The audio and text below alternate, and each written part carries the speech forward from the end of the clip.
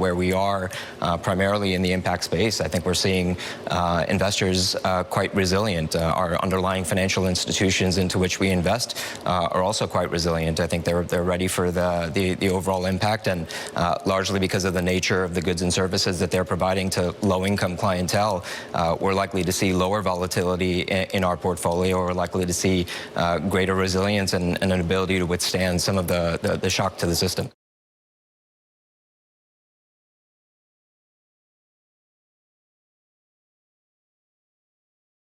Over our 2 decades, we've invested into 250, what we call inclusive financial institutions, and those are microfinance lenders. Those include, specialty lenders in micro and small medium enterprises, which are really the mainstay of many of our economies, right? The informal sector, the gray economy, really are kind of the most significant contributors of GDP.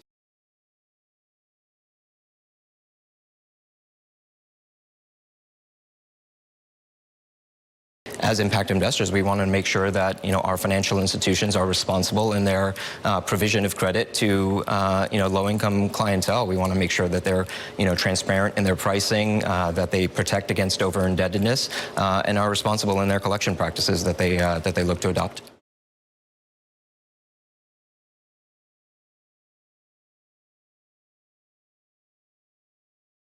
What we're seeing really as impact investors is that left to their own devices, I think financial institutions may actually turn risk off, right? Because of the losses, as a result of COVID, because of some of the macro issues that we started talking about at the top, there may be a natural tendency to actually serve the quote-unquote most bankable segment of the population. So as impact investors, really some of our low-hanging fruit is really to actually go in and ensure there's alignment with the management teams, alignment across all stakeholders to ensure that we're not actually retrenching. We're not retrenching on the client base that historically have been served by the commercial lenders. That we're continuing to kind of adhere and bring on clientele that's been historically underserved.